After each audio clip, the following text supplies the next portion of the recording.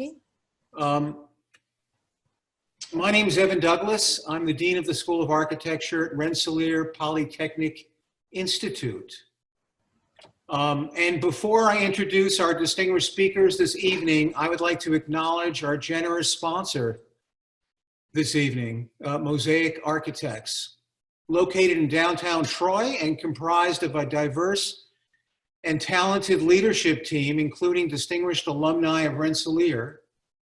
On behalf of the entire school, I would like to thank them for their kind support in enabling us to bring distinguished architects from around the world on an annual basis to the School of Architecture.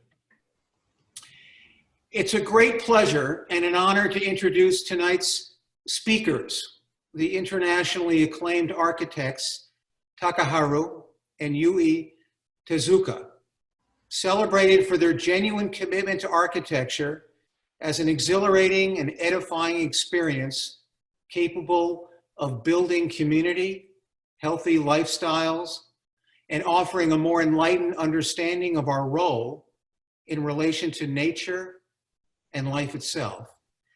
Their projects, ranging from kindergartens, churches, and hospitals to museums, are revered for their humanist approach in the service of improving the lives of their inhabitants. Fascinated by the potential of architecture to serve as a catalyst for change, the Tezukas have always envisioned their buildings as dynamic, fluid, and continually evolving environments. Commonly held beliefs in our profession, endorsing the classical demarcation between private and public domains, social etiquette in relation to program-specific spaces, and the conventional delineation between the interior of a building and its surrounding context, all represent, for the Tezukas, antiquated and deeply flawed notions of making architecture today. In their conceptual universe, the larger purpose of our buildings should be about promoting human interaction, offering endless spaces of discovery, and reaffirming spontaneity and impermanence as the new design paradigm for the 21st century. One such project that serves to exemplify the unique spirit of the architectural vision is their internationally celebrated Fuji Kindergarten, emphasizing the critical importance of play for young children and the overall pedagogical value of promoting a more experiential relationship with their physical environment. Their brilliant idea of using an oval typology as a colossal double-stacked classroom building introduced to our discipline a radically new conception of how we might design contemporary spaces for learning. In contrast to the universally accepted idea that teaching and learning is to be delivered in bounded boxes synonymous with discrete forms of knowledge, the Fuji Kindergarten, in contrast, is conceived as an ever-changing continuum of teacher-student activities that continuously move like weather between the ground, floor, roofscape, and interior courtyard. It's an extraordinary and rare practice that values simplicity and clarity over opulence and extravagance, informality over conventional decorum, and the larger purpose of architecture as a transformative endeavor in the service of a more humane world. A few words about their bio. Takaharu and Yui Tezuka have extensive experience in the design of schools, residential, religious, and cultural buildings. In recognition of their innovative approach to design, their Fuji Kindergarten was named the best school in the world by OECD, the Organization for Economic Cooperation and Development, and UNESCO. That's pretty impressive. In response to their innovative approach regarding architecture and education, Yui was appointed in a leadership role at the National Institute of Educational Policy Research concerning the development and the implementation of kindergarten design codes. The firm has received numerous domestic prizes, such as the Architectural Institution of Japan Prize, the Japan Institute of Architects Prize, the Good Design Award Gold Prize, and the Children's Environment Association Prize, and more recently, the prestigious Global Award for Sustainable Architecture from UNESCO. Takaharu's TED Talk was considered the 7th most popular in the world in 2015, and their theory on children's environment is published as the Yellow Book from Harvard University. Takaharu Tezuka received his undergraduate degree from Musashi Institute of Technology and graduate degree from the University of Pennsylvania. Yui received her undergraduate degree from Musashi Institute of Technology and her graduate degree from the Bartlett School of Architecture, University College of London. It's a very impressive career, and we're honored to have them here tonight. Please, let's welcome Takaharu and Yui Tezuka. Okay, nice to meet you. And it's really an honor to have such a kind of fantastic introduction. Maybe I don't need to do any lecture anymore. It's too good for us. No, we have to see the work. The work is so beautiful. By the way, there's one thing I need to correct.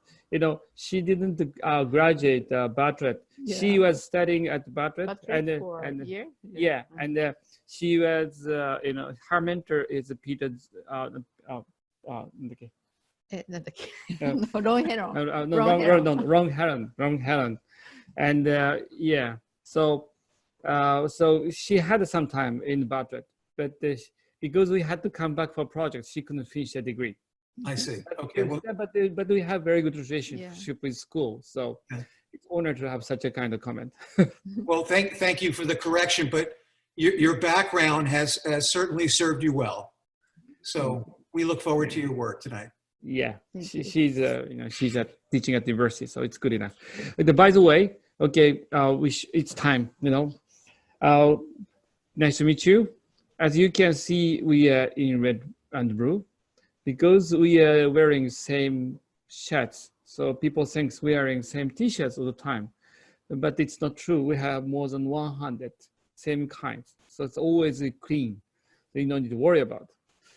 And then I need to show, I need to start our PowerPoint, I think. I think we need to get closer, otherwise I can't press a button. PowerPoint, yeah.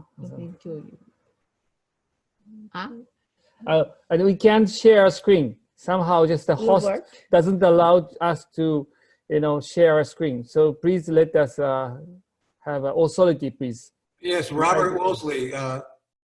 Robert? Or Spock. Yeah, Mr. Spock. Either one of them can help us out. If that works, yeah. Okay, now it's Spock. Okay, we are authorized. Good.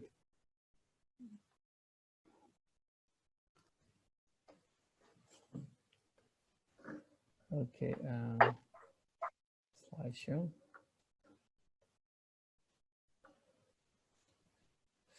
Okay, now let's start. Okay, as you can see, we are in red and blue. As I told, we have been wearing same kind of t-shirts, but always different. We have more than 100, so you don't need to worry about it. We are very clean. And then always we show this picture, our family in the 4 colors. You know, when we had our first daughter, you know, we decided to make her in yellow, and then eventually she became 3 years old, and we got our son, and we are supposed to make our son into yellow as well, because we want to make everything we share in the yellow. But my daughter didn't like it, so she started giving him green, so he became green. And since then we have been same color all the time, and always we start our lecture from our family. The reason is that the family is very important for our business. And when I had a lecture, we had a lecture in Harvard. One of the students, very good student, made a question. how can we learn about the children? And I want to learn more about children. And I read many books, but still we couldn't get as much as insight as you did. And I told him, well, maybe it's not easy, but I can tell you how to do it. You know, do you have your girlfriend? And he said, yes, I have. So ask her to get married. And she said, okay, I can try. And eventually you may have a child, okay?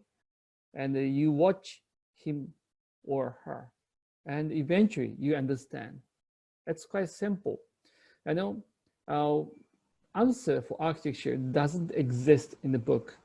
You know, even you read all the text in internet and also in architecture books, you can't get answer.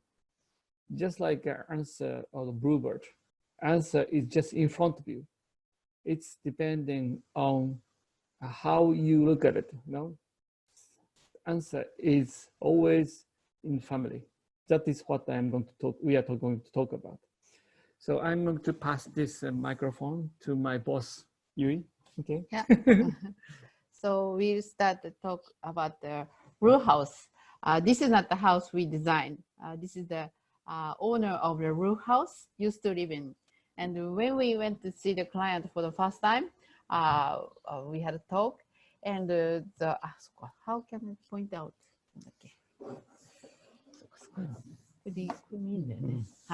And we talked with the family, and the wife took us upstairs, and she suddenly jumped off from this window, and she said, "This is my favorite space." It was hard to believe, and she said her family loved to have lunch on top of this small roof. And then she showed us a picture to prove their daughters are smiling on the tiny and steep roof. You can see there is no handrail, and you can see some ceramic tiles are falling off. We must say it's quite dangerous. Maybe it's illegal in New York City. Nobody does this. Then we decided to design a house where they can have lunch on top of the roof. And we come up to this idea. And this house is located on the right edge of the residential area. So in front of the house, they have a valley and a mountain. So from the roof, they can enjoy the view of the mountain and the valley. And the important thing is this is roof, so it is different from the flat rooftop of the modern building. And if you go to riverbank, you can see. I'm not sure you go to riverbank for a date with a girlfriend or boyfriend, but yes, they do. They do? Yeah. In New York City, in yes, Japan, yeah, in Japan we do, and always couples sitting on the sloping side to watch the river and to talk. And it's nice to talk on the riverbank, because they don't need to look at each other. Maybe I need to explain. You know, if you're having first date, you don't go to McDonald's, because if you were sitting in front of a small table, you have to face your new girlfriend or boyfriend, and you have to keep talking. You know, maybe it's for 30 minutes it works, and after that you don't have much to talk. You don't have much to talk because it's new girlfriend and boyfriend. And you start saying wrong things, and everything goes wrong. But if you sitting on the sloping side, you know, you can't face each other, okay? And then if you don't, if you are not facing each other, silence is not awkward. It's called romantic. And then you are watching same thing because you are sitting on the slope side, and then you may say, "Zebra splash in the water. Maybe there's a fish down there." Such a kind of stupid talk works on sloping side, you know. So just gentle message makes big change on the dating time. You know, we are trying to do such a kind of analysis, and if you look at the square in front of Pompidou Center, it is inclined. You know, Melbourne. You know, there are many squares famous of inclination, and always these are popular. So I think we think inclination is very important. Yeah, so this roof is inclined toward the valley, and the inclination is 1 to 10. It's about the same inclination around the ground around here. And to access to the roof, we start putting skylight. So because they used to climb up to this roof from this window. So you know that you shouldn't go out from the window. So when people do we shouldn't do, we feel good. So we started putting skylight instead of putting stairs and doors. So, and there are 8 skylights in this house. And the younger sister said, okay, the skylight in the bedroom is mine. And the elder sister said, skylight in the study room is mine. And the father said, the skylight in the parents' bedroom is mine. And the wife said, the skylight in the kitchen is mine. So everyone has their own skylight, and they can lean ladder to the skylight, and they can come up to the roof whenever they like. Yeah. And they said, it seems it's hot in summer, so we design a shower behind the wall. And this wall, the wife said, we want some kind of privacy on the roof. It's a bit strange, awkward to have privacy on the roof, but we designed this wall. And the wife said, my mother lives in this direction, so she wants to make sure if she is alive or not in the morning. So we cut the corner of the wall. And then it seems they have lunch on top of this roof. We designed a table and benches. And they said it's a bit cold in winter, so we designed a stove on the roof, but we couldn't put it because we didn't have enough budget. Then this is how it is built. And you can see the view of the mountain and the valley. And you can see there is no handrail. When we designed this house, we thought we might need handrail for the planning application, but the father said, have you ever seen any handrail on the roof of the house? This house doesn't have a handrail. The house doesn't have a handrail. So roof shouldn't have a handrail. That's what he said. So we didn't design the handrail. It's really funny, the owner works for government, and he was supposed to be the one to protect the, role.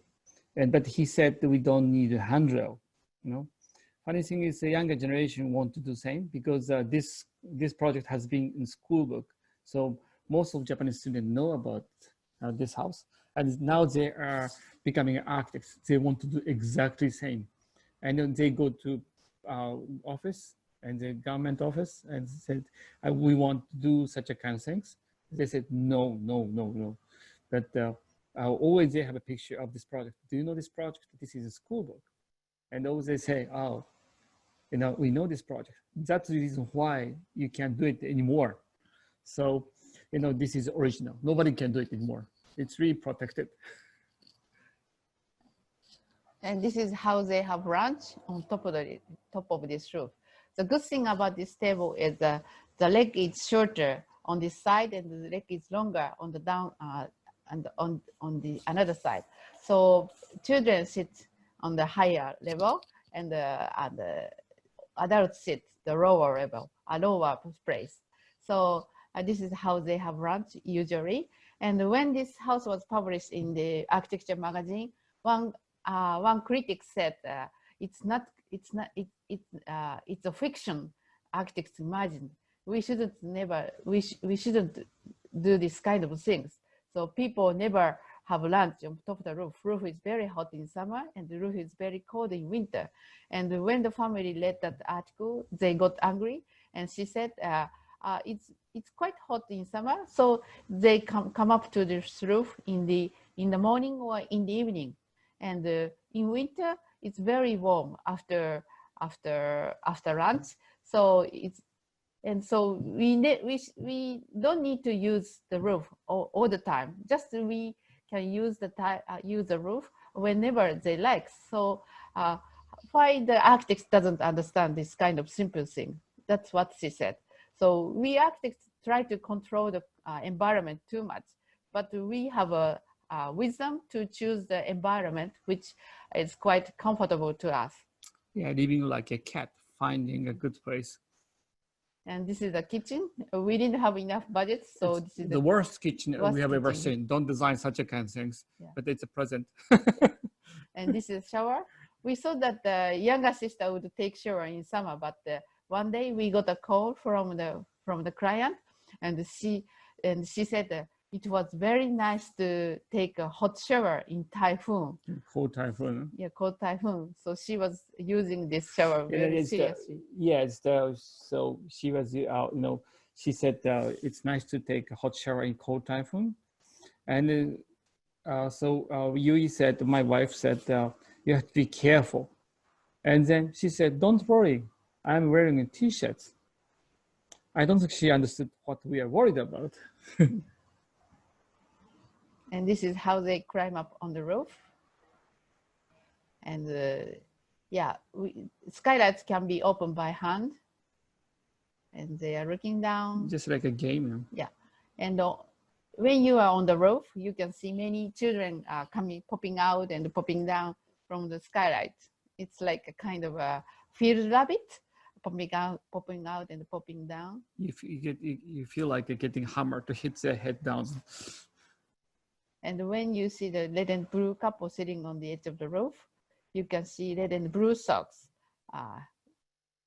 from underneath. You can see this house, the important thing is this house, the roof is very thin. The total thickness is 150 millimeter. So we designed a special structure with a structure engineer.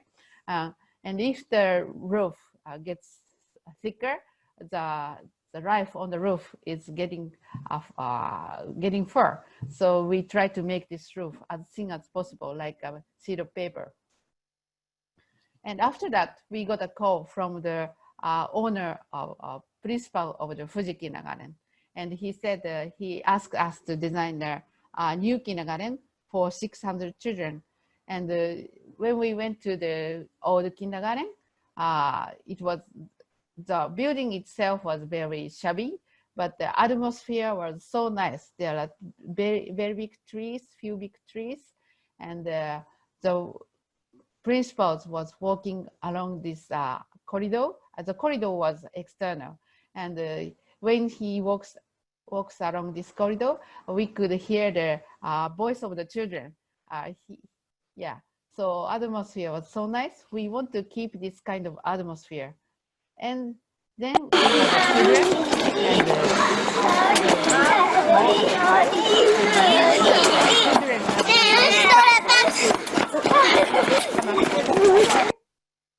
so we make this kind of donut-shaped kindergarten, so children can keep running on the roof. And also the principal can keep walking along this corridor. So he doesn't need to stop. And the idea comes from the row house, because the principal loves the row house project we designed. And so we designed this kind of a row house kindergarten for 600 children. And this is how it is built. And you can see the tree is popping out through the building, because it was difficult to design the building. It's difficult to avoid the trees. So tree is just in the middle of the building. So it's quite difficult to stop the lane around the tree. So we told the principal, it's difficult, the rain is coming in around the tree. But he said, it's okay. So our students, the children love to put bucket under the knees of the rain leakage. So he doesn't care about the rain. But we designed a kind of small courtyard around the tree to stop the rain coming into the room. And also, the principal loved the row house, and he said he doesn't want to end any handrail around the roof. So, and he said, how about putting net around the edge of the roof to catch the children who falls off from the roof? He was quite serious, but we drew the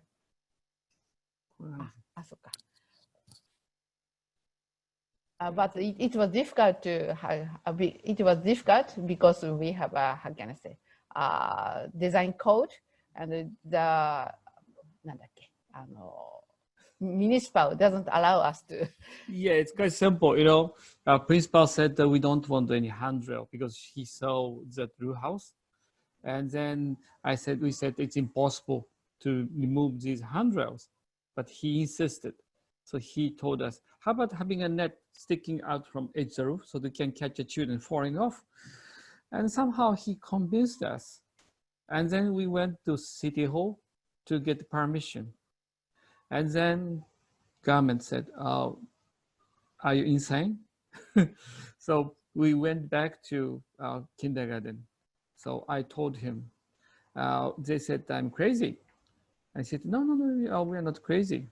You know, I can make a call, still go back to City Hall.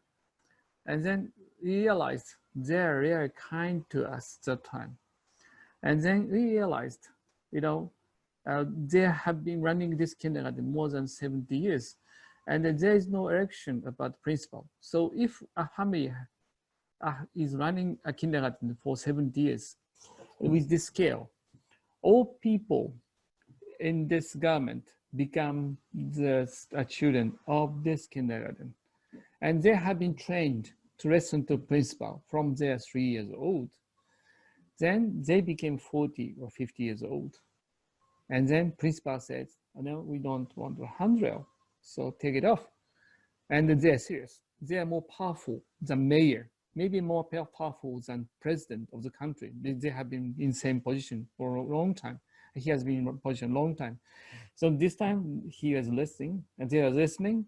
And then, of course, we couldn't change the rule about the handrail, but we could keep idea around the roof. So if you look around at this, the tree. Yeah. Yeah.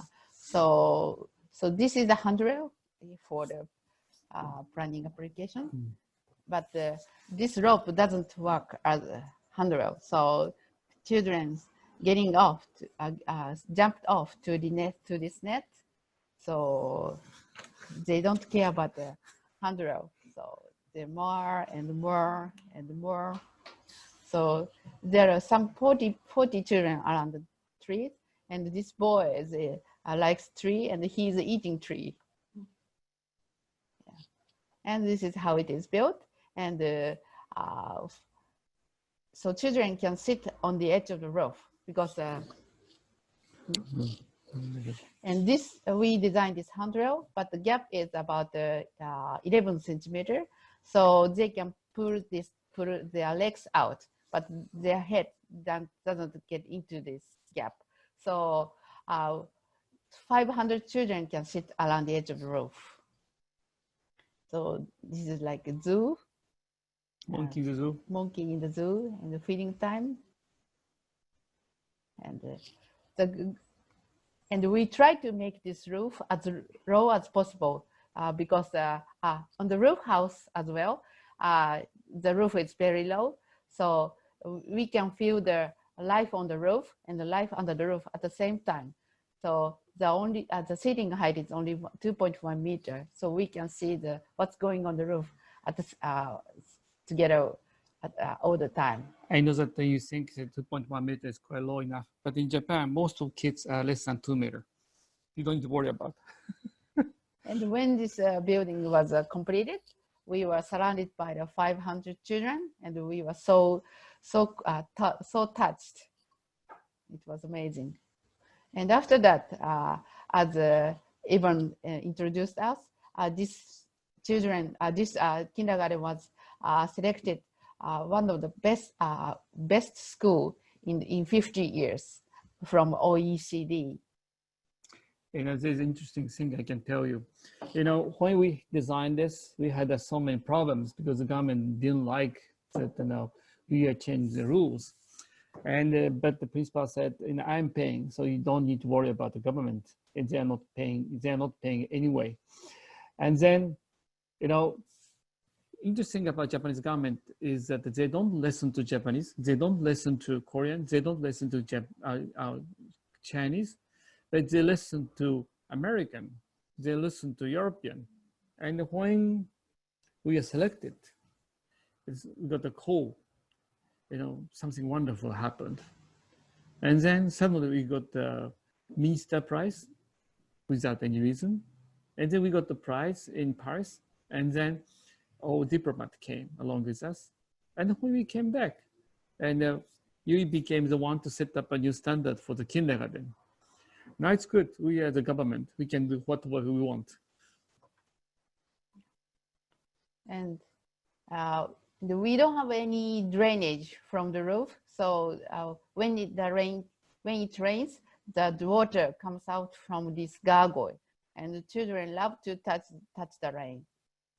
And the teacher tried to teach the children, when it rains, the water comes together and it makes the stream.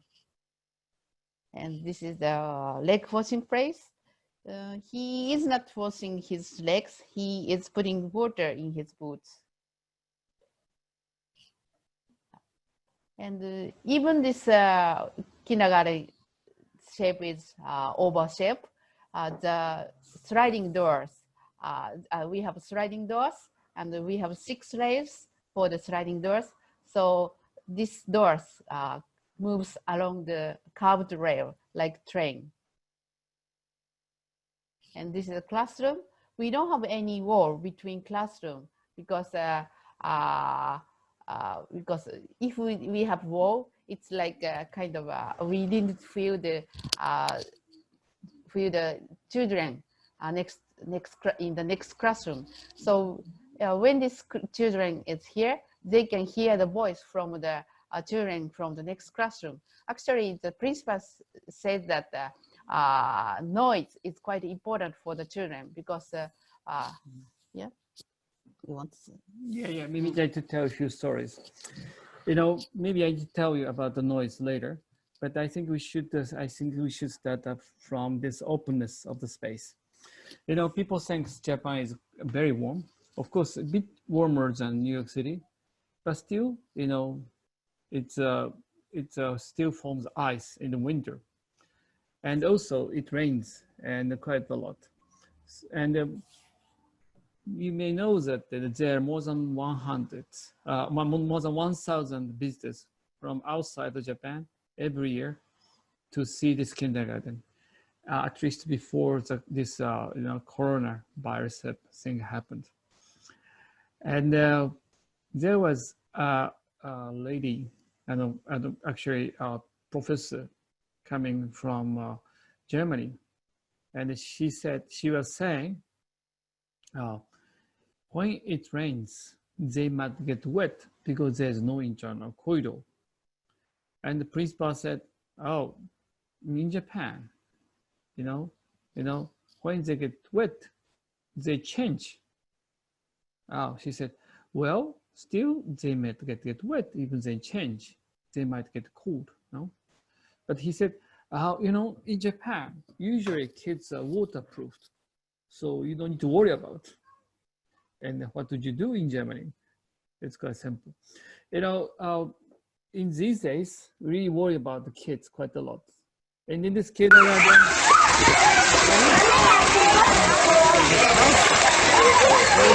it's quite wet. They don't melt. It's quite simple. There's one more thing I need to tell you. I'm sorry. You can hear the beep. Actually, it's not Japan. It's Bali Island, and we went to see the ritual close to the palace, King's Palace. And one of the scientists invited us, and we recorded this ritual. And when we came back, the background noise is so big, so we can't hear the ritual. So we thought we made some kind of mistake when we recorded it. But the scientists explained this beep, and I can show you that.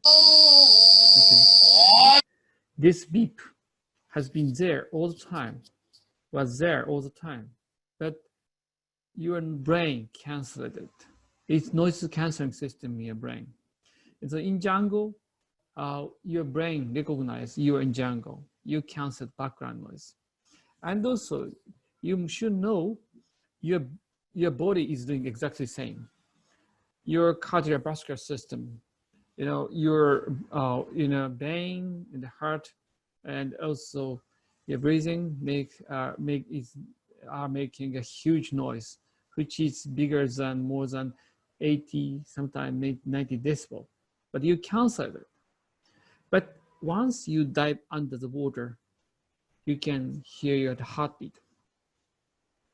And also, if you go into very, very quiet room, you can hear every noise in your body. Point is, when you are disconnected from the rest of the world, your noise canceling system stops. Our point is, these days, there are so many children with very strange symptoms in classroom. Then now many scientists found out very quiet modern classroom is a problem, because modern classroom, very new building, has no background noise. So when you design a classroom, like an office building, very, very advanced with a very advanced technology, you spoil children because they can't erase their body noise. And they start having sick. They start respirating their body noise. That is, I need to tell you. And I wrote about this for the United Nations 3 years ago.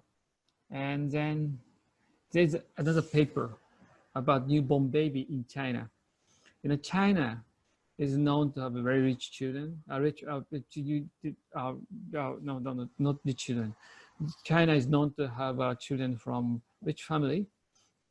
And these kids always get the special room.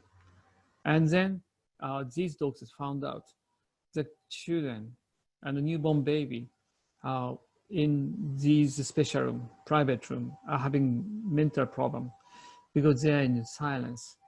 They cannot have a noise cancellation system in their brain when they're small. So just background noise coming, so we have to wait. Sorry, ambulance, just a moment. I can't erase it. So, our point is we are really a part of environment. So when we disconnect, we are having lots of problems. And if you look at the Fuji Kindergarten, we are really a part of the nature. And that is what we need to talk about.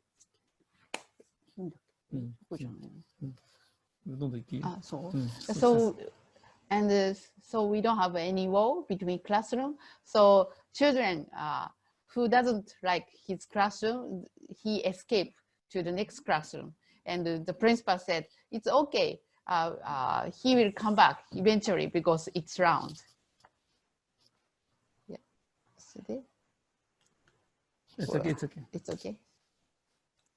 And between classroom, we arranged we designed the wood furniture to make a kind of boundary between classroom.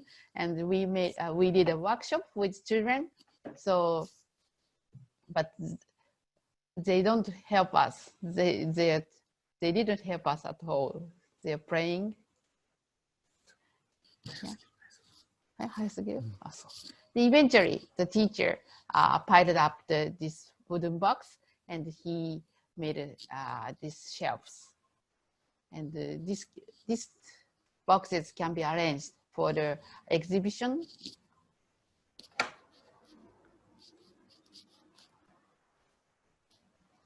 And because we don't have any wall, we designed a kind of well for the hand washing place. So children can come here to wash their hands, but there are only 2 water taps, so they have to talk each other to wash their hands. So recently, children don't talk each other, don't communicate each other because they love to play play games on the game soft, so they don't communicate each other. So we try to make them communicate each other. So this washing place works as a Christmas tree, and the tree is just in the middle of the classroom, and the children can fish their friends through the net. And they can look down the classrooms. They're quite cute. Because we don't have wall, the switch is hanging down from the ceiling. So when you pull the strings, you can lead the light.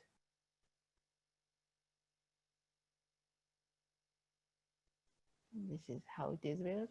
And this is one student made a study in this kindergarten. Yeah, one of the university students. Actually, professor asked one of the professors asked one of the graduate school student to make a research. And the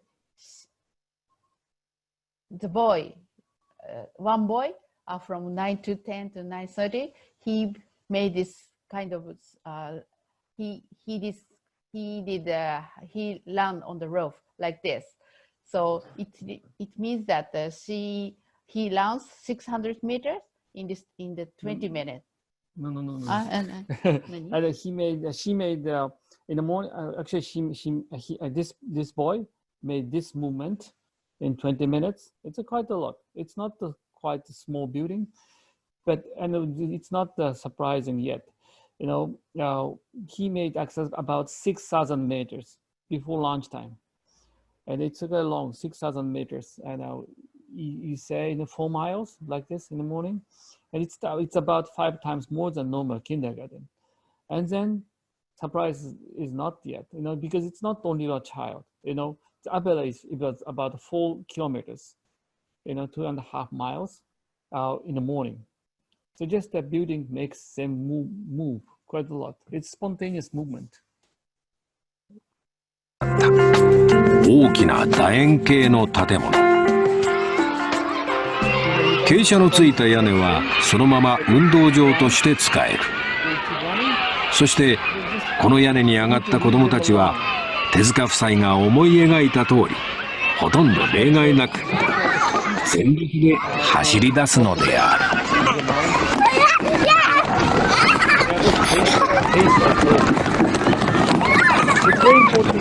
子供たちってなんでこんなにいっぱい走るかっていうとね、子供ってね、こういうふうに行き止まりのないところをぐるぐる走るのが大好きなんですよね。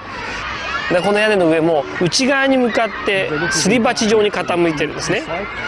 そうすると何がいいかっていうと、ほら速く走ってもなんか外に飛び出す感じがしないでしょ。サーキットみたいな感じでなんか走りたくなるんですよ、こう斜めに。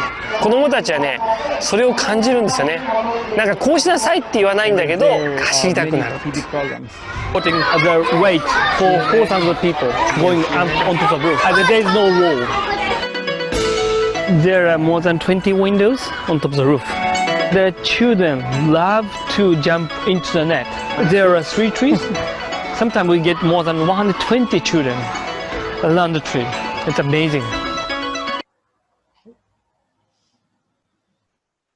And this is a video again from the drone. From the drone. これいく？いいか。もうやろうか。Okay, after this, we made a very, very small dessert right next to donuts. They said they want English language classroom, and but this is the location around the tree, so we made this. And the interesting thing about this project is that our planning application to get permission, it was supposed to be difficult. Now this time, you is a government. We don't worry about the rule at all. So we put 7 floors within 5 meters. There are many floors. And when we design such a kind of thing, you need to worry about safety. So we put our kids first, yellow and green. And he hit his head. But we don't worry about. He's very resilient. He's my son. Okay. And then we put our kids after the safety check. And traffic is awful in Tokyo too, like in New York City. Bad driver in front. And it's very important to have the right amount of dosage of danger. They learn how to jump off. And we found out 110 centimeter, it's 3.5 feet, I say. It's just enough height to jump off, nothing more. And actually it's controlled, the floor is soft, so they're safe. And they learn how to help each other. She's not bringing him down, she's trying to help him. Inside there is no furniture, okay? Our daughter used to be like this, not anymore. She's going for university now. Now, we are going for next project. Tsunami came 2011, about 9 years ago. I think you know that many people get killed. It's amazing, and you can see the height of the wave. And there's one lady that became a regent, who became regent. She stayed in this building to the last moment. It's a municipal building. And she told everyone in the town to leave the town. Many people left the town, but she stayed to the last moment, holding microphone. So she died. And then she became a song. And she became very famous. But there's another legend. He's a monk. And he used to say, if, big earthquake come to my temple. Because big earthquake come like a clockwork. I must tell you, always, tsunami big earthquake comes every 400 years. So last tsunami came 1611. This was before earthquake. Huge trees. These trees are exactly 400 years old. And then tsunami came. And that tsunami traveled, a few kilometers to inland, and eventually reached these steps, more than 20 meters. 20 meters is quite a lot, more than 8 stories, 6 stories. It's not me, one of my people. And if you go to old temple, your life gets saved, because if tsunami came before, the temple doesn't exist. So if the temple is older than the last tsunami, so it means you are safe. And the people escaped to here, because this monk used to say, if tsunami comes, you have to come to my house. And tsunami came 2011, okay? And these trees are huge, And in this region, cedar tree grow very, very fast. So each tree is about 40 meters tall, and circumference exceed 2.5 meters, sometimes 3 meters. And we use this tree because UNICEF came to us. I want you to make a temporary building, because kindergarten washed away. People want to rebuild their own town, but if children are staying at home, they can't work. And all these huge trees died because the ground was soaked by salt, and all water sucked out from the trunk. And so I told them, we don't want to make temporary building because we don't want to waste money. If you have such a kind of money, we should use that for permanent building. So we said that we're going to use it like this. Huge trees. And this size of trunk. Of course, it's not perfect. We chopped 186 trees. And then we made the trunk some. Very, very heavy, just like a watermelon. Each column is about 2 tons. You know, it's very, very heavy. You can lift it up. And then we used all joinery. As you can see, we are not using nails. And we are using this kind of technique because we know that if you make our timber building properly, it survives more than 1,000 years. You know, there are many temples timber temples exceeding 1,000 years in Japan. And we want to do something such a kind because, you know, we have this building has to survive at least 400 years. That's the lifespan we are required to do. And there are so many techniques we used. You can see that on the center, we drilled a hole in the middle because our trunk dries inside out. It doesn't crack. Now all these, there are many joineries. And we do this. It looks like a temple because it's a part of temple on the high ground. This is a safe place when next time comes. So we built something like this, all joinery. And then keep your back.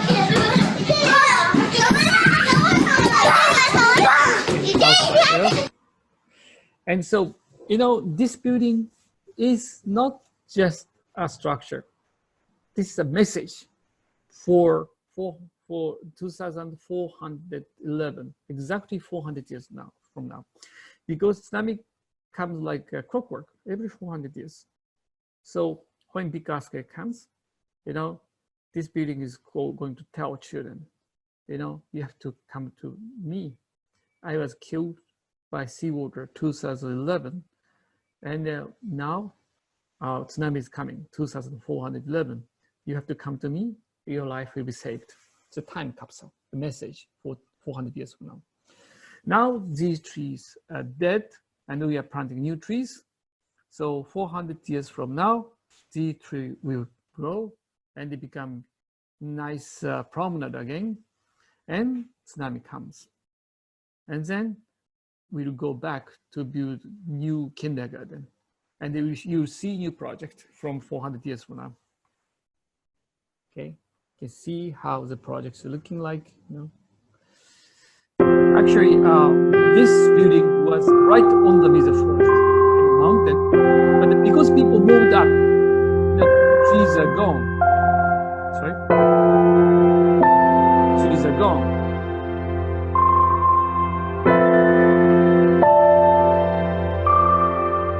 You can see that the kids are resilient.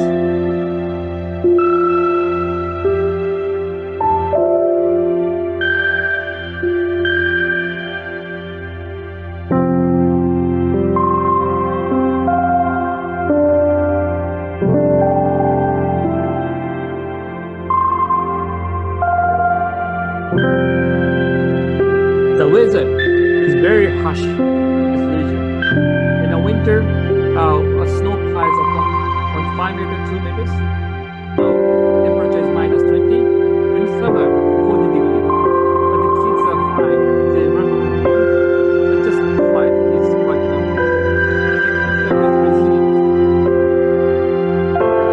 They are allowed to, you know, run up and down, jump each other. But that is how they're trained. And the width of the plank is not the one kind. Those trees get thinner up are getting wider.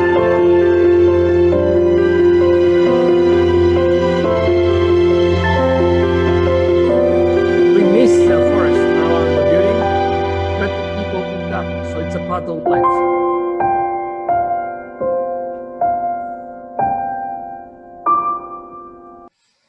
And I'm going to show you a few more projects because we don't have much time. You know, this is another one, and for the kids, we piled up timbers. And we collaborated with one of the artists, Toshiko Makaram. She makes this kind of net. And the interesting thing about kids in this building is that they are not told what they should do. So all the movement is spontaneous. So when you make perfect, when you make perfect playing tool, always it comes with instructions. And then they can't think. But in these kind of things, you don't need they don't need to be told. They think what they should do. I like this picture, This is architecture, really. Architecture tells people what they should do.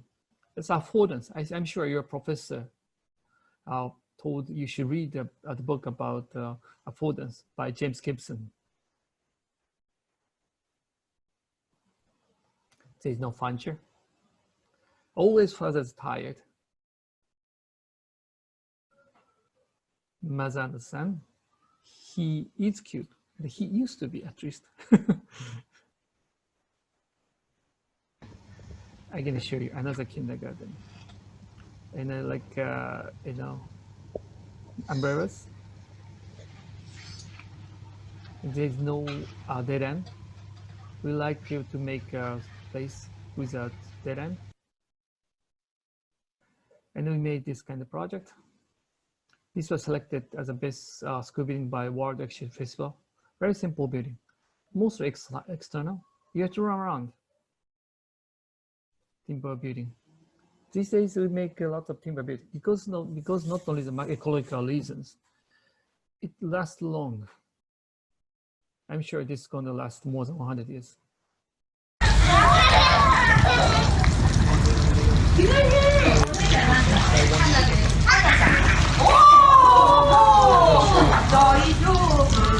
Shower.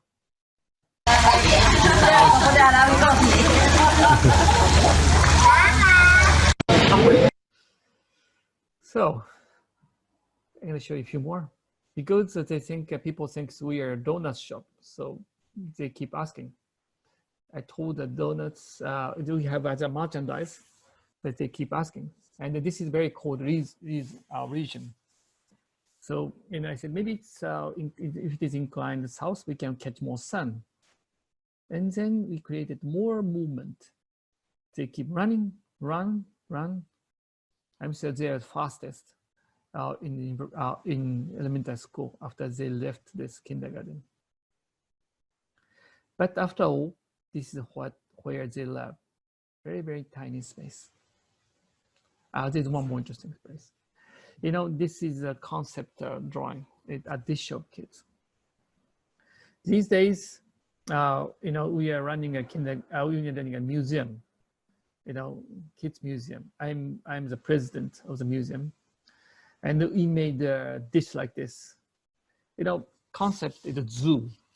You want to have sometimes you want to have a good time with the children, but these days, if you go to museum, you have to leave your kids and you have to go somewhere, and they play alone. It became like a facility to keep the children, like a nursery. I don't like that. So we said, let's make an idea of the zoo, but we don't have enough money to buy rhinos or lions or tigers, but we have kids. So we put kids instead of these animals, and the parents eat outside, watching their kids playing inside. But, parents are also getting into this dish. They don't want to get out. So we do this, and I hope we can collaborate with some of the children museum out in the United States. Now it's a project called the Balloon Monster. And also we play music. Like what this is like,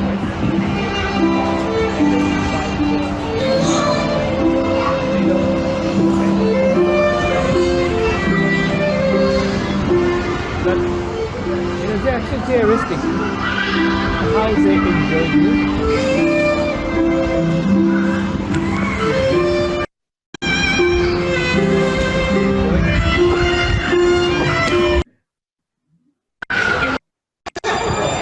go, go. There's a shape. いいぞいいぞ。お、飛んだ飛んだ飛んだ。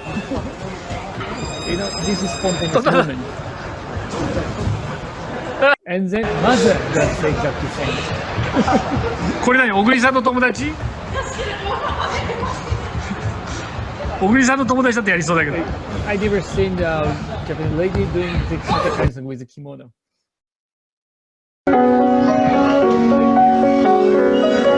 Anyway.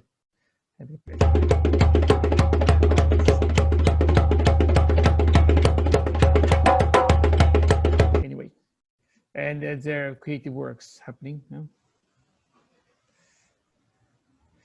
And I'm gonna show. I don't think we have enough time, so just I'm running slide very first. This is a facility designed in snow in a winter. Snow piles got a lot. It's a 30 years old picture, so it's, you know, this is upstairs. So people used to drill the hole on the snow to get to another side. And then my site architect, project architect said, I can't reach the site. This is the amount of snow she get in one day. It's impossible. We call it Mount Everest. But the good thing is that in summer, always summer comes. And then people come back, becomes market, transforms.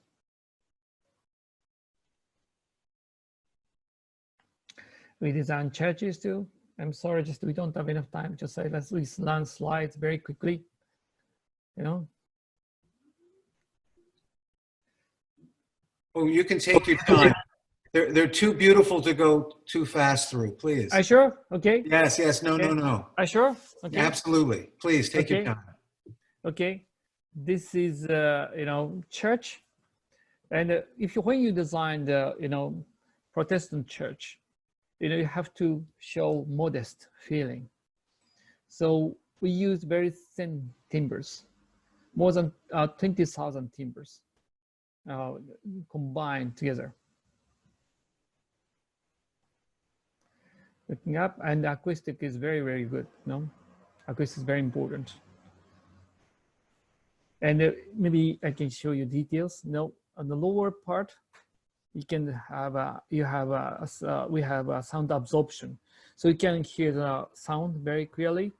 But above, there's a volume, so that it can make an echo. So you have two kinds of waves, sound waves.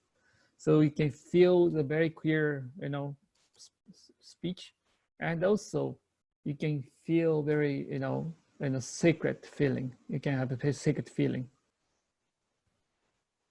And then you got the nice pastor. Actually, he's Peter Cook. You know Peter Cook? Actually, he's one of my wife's mentor. You know, you can see how DT is made. These are project architects. You know, in office, there's one thing we are very much proud of.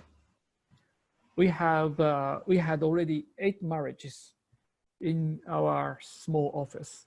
Okay, you know, because we are a couple. You know, there are many couple happening within the office. And so if you want to have a mate, you should come to my office. You might find your girlfriend or boyfriend, quite international. And actually there are a couple architects, you know, working, who used to work in my office, in your office. And I told them, if you don't finish this project on time, you will not have any wedding. So they worked very, very hard to finish this on time. It worked. Okay, lights. You know, sometimes you try to lit up building, but we don't like it because architecture is a background and the church is the world. So we chose to lit up people instead of lighting up building. So after dark, you are sitting in the darkness, but your Bible can be seen. That's a concept. By the way, check the acoustic.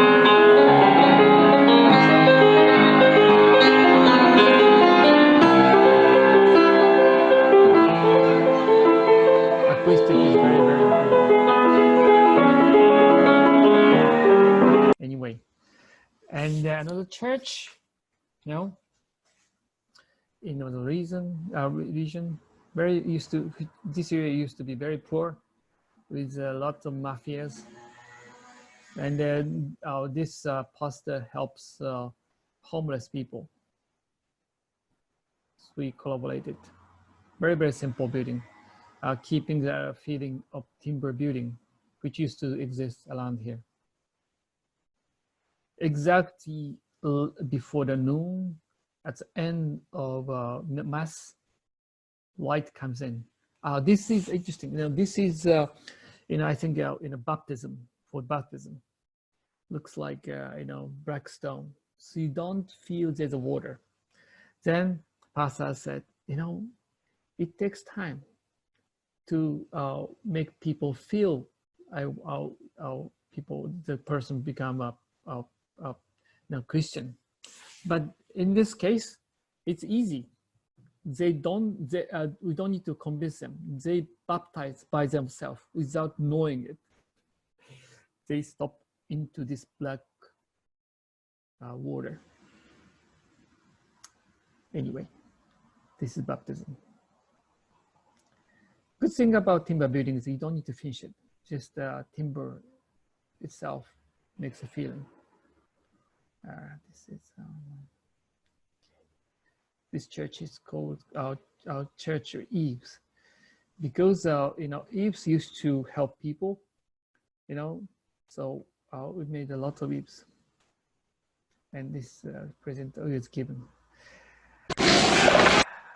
Okay, I'm gonna show you another project.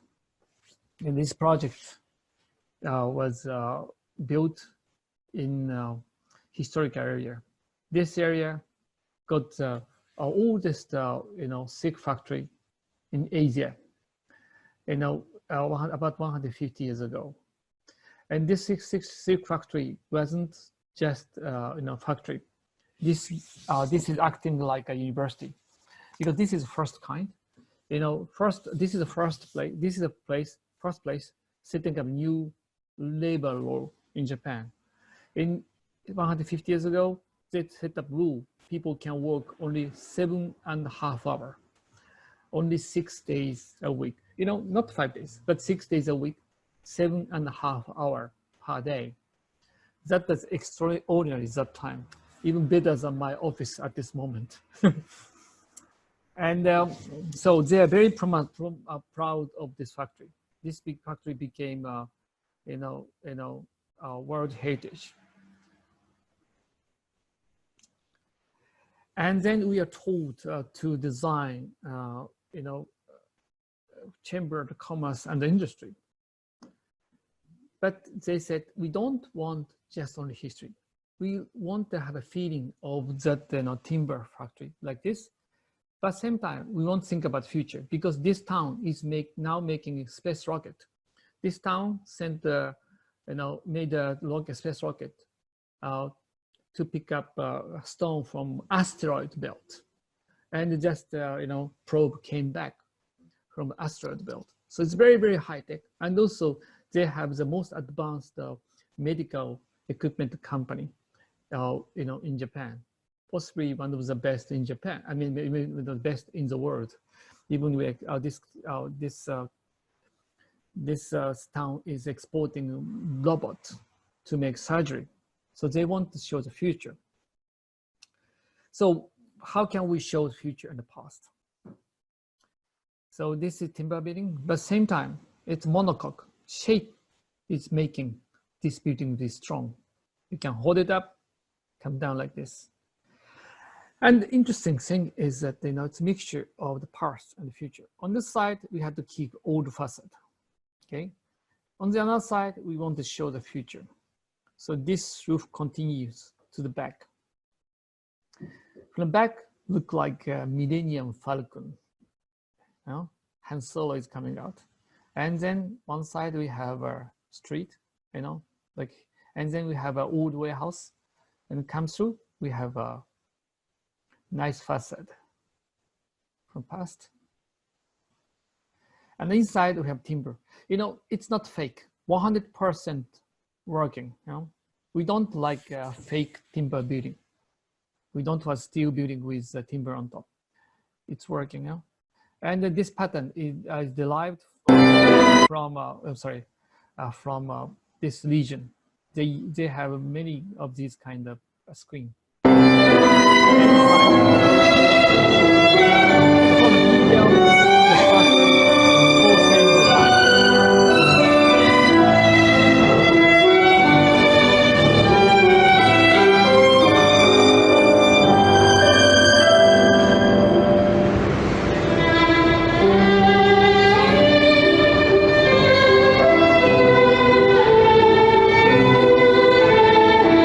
The requirement was saying, you know, you need to have just a conference, a big conference room. And it was supposed to be in the top level, third floor. But they said, you know, it's better to be on the street because Chamber of Commerce industry is for this town. People should come in, just like a shop.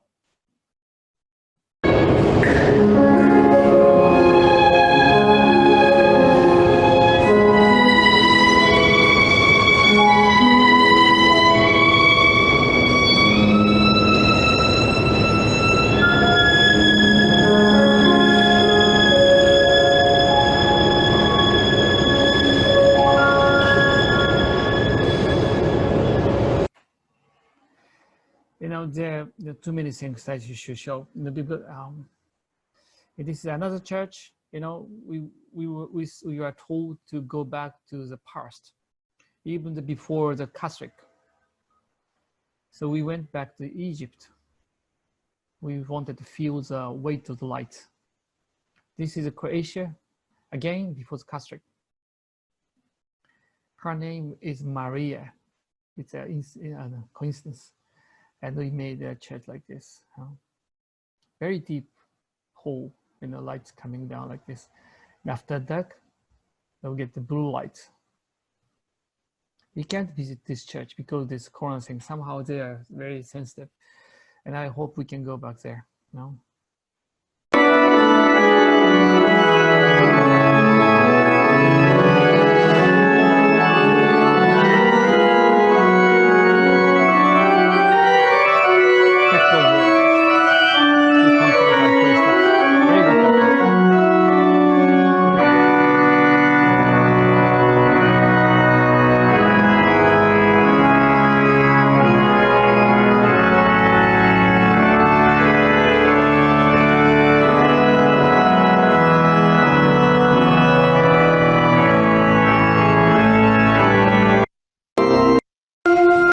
Anyway, any glasses?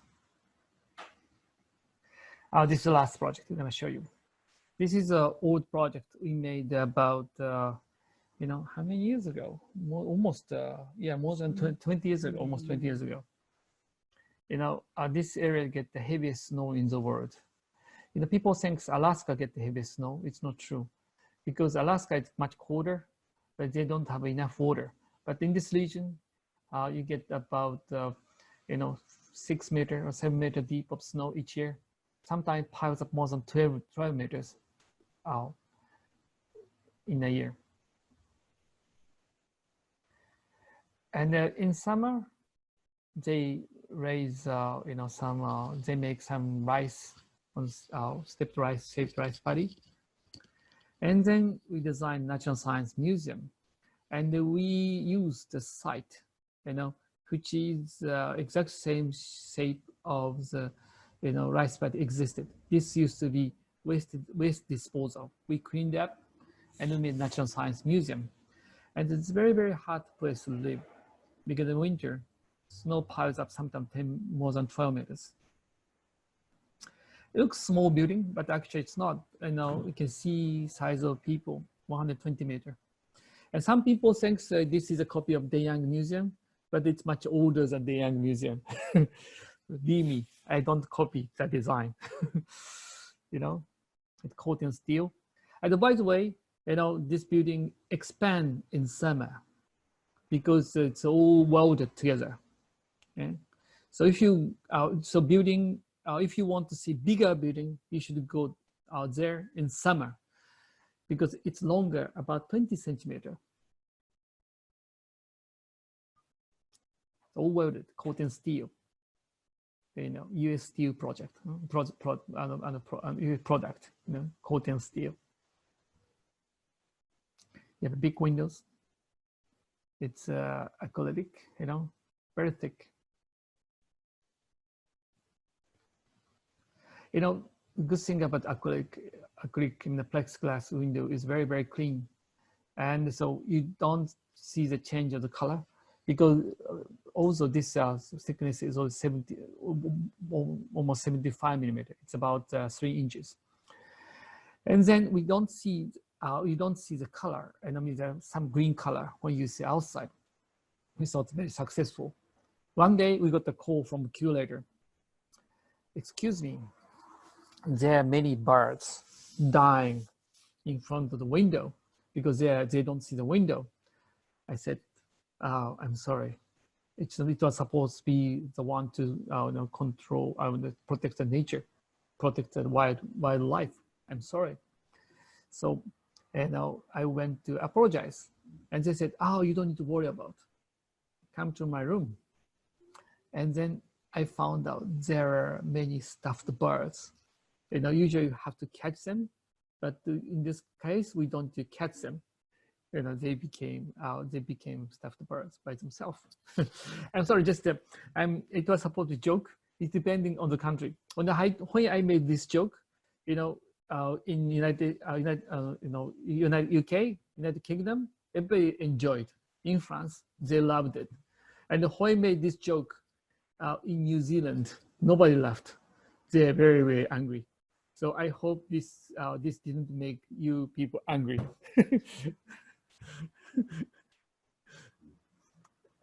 It's almost joke, so don't take it seriously.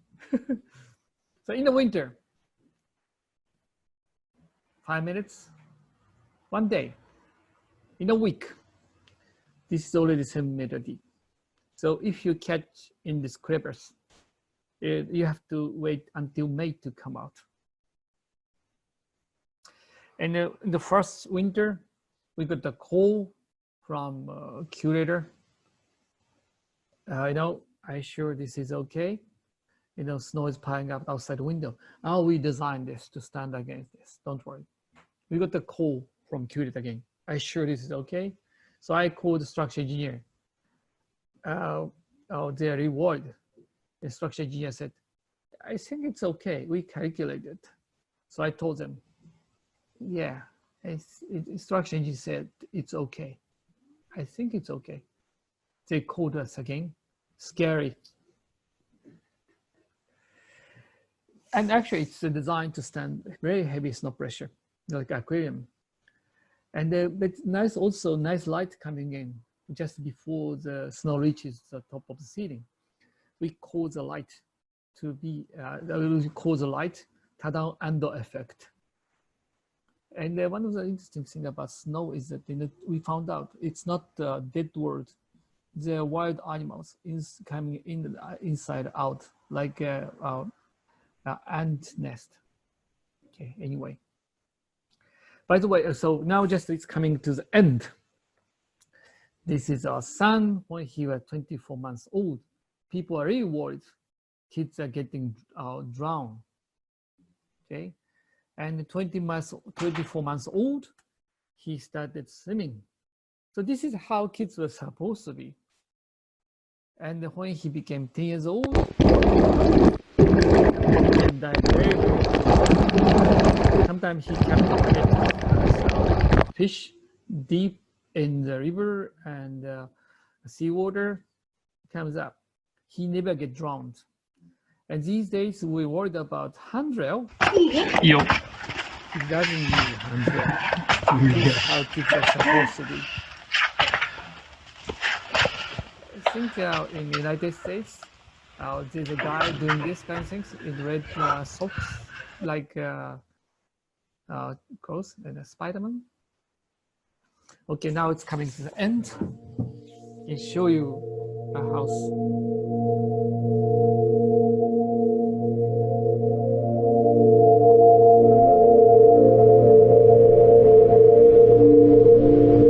This house was built 14 years ago when my daughter was born. This side is quite long towards south and north, and the view is north side. So we try to let the light in from the south, so we make the soul roof shape and the sunlight comes through the skylight.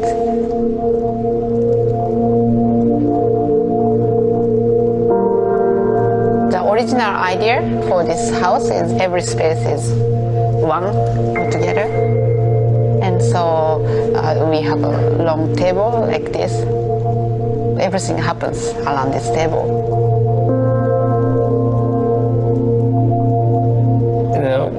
We like to design architecture for permanence. Of course, there is no permanence, but it's, I would say, continuity. Of course, we can design this clean house, but the house is not just about styles. The living style changes.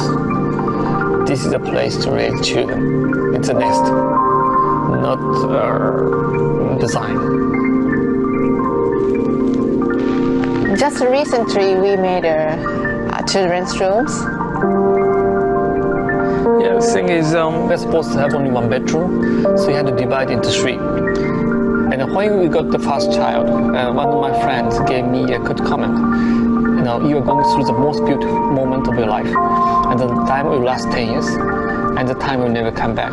And I think as we are feeling that first 10 years, how it's changed. And my son is 11 years old. It's at the time we have to separate the rooms for each members. So that's the first step of separation. But still, it's home,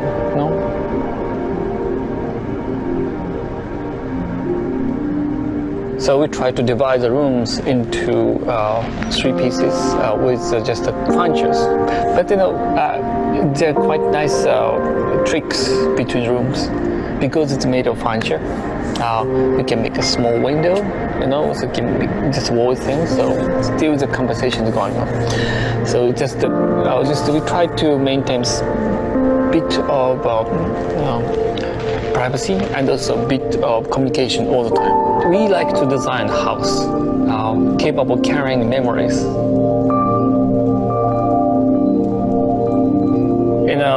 Usually we have to design, bedrooms for family members, and we happen to have just only one bedroom, so we have to share everything.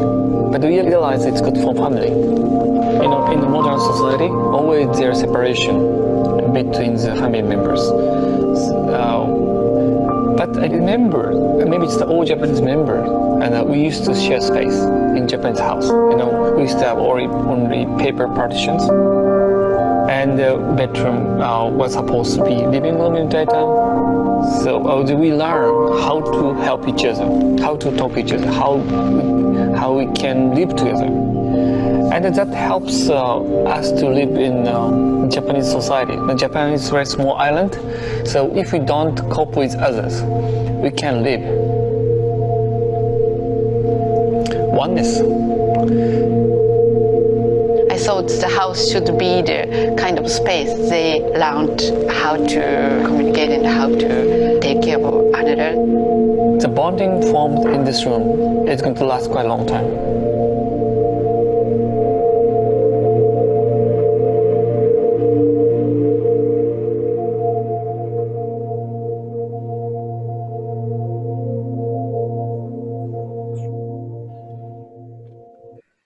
So thank you. I wish I had more time because we have more than 200 projects. So, but maybe next year or later, I can go to New York City, so I can see you, and I can spend maybe a few weeks with your students. That would be wonderful. Thank you. Thank you. Okay. Thank you. Takaharu and Yui, that was extraordinary work. And wow, there's so much to talk about. One thing that, from the outset, I kind of knew this before we met, before your lecture tonight. There seems to be an authenticity and a genuine affection for using architecture in a kind of humanist way. really about empowering others and also telling stories, teaching, using buildings as a kind of pedagogical instrument to teach the next generation about a whole series of important things in the world that either we take for granted or are suppressed. So that's just that's a general comment, and I mean that on as a real compliment, because I think you implied that it's not about the image of architecture. In fact, I remember reading something that you guys wrote where you said and I'm paraphrasing, you leave your ego at the door. In other words, there really appears to be a productive collaboration and conversation between you and your clients, and the context, both the environmental context and even the kind of cultural context within which these buildings reside. And I applaud you. And if we were on campus right now in our auditorium, I assure you that the students would be clapping and maybe even throwing roses on the stage. So let me begin my first question. We all know that we're part of a lineage of people and places and experiences that we've had that have influenced the way we think and our larger aspirations in our career.